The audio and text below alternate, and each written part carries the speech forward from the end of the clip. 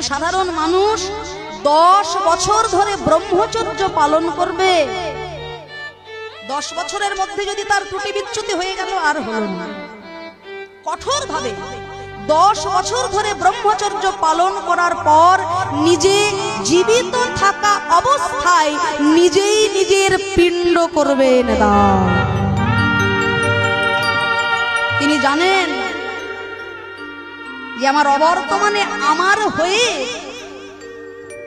পারলৌকিক ক্রিয়া করার মতো আর এই জগৎ সংসারে কেউ থাকবে না। তাই নিজে জীবিত অবস্থায় নিজেই নিজের পিণ্ড দান করে তবে একজন সাধারণ মানুষ গেরুয়া বসন ধরে একজন সন্ন্যাসী হতে পারে।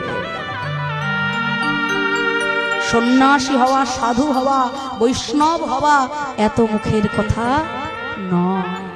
সেই জন্য সাধু সন্ন্যাসীরা যদি রেগে গিয়ে দুটো কথা বলেও ফেলে, কখনো যেন মনে রাগ পোষণ করে রাখবেন না। তারা যদি কিছু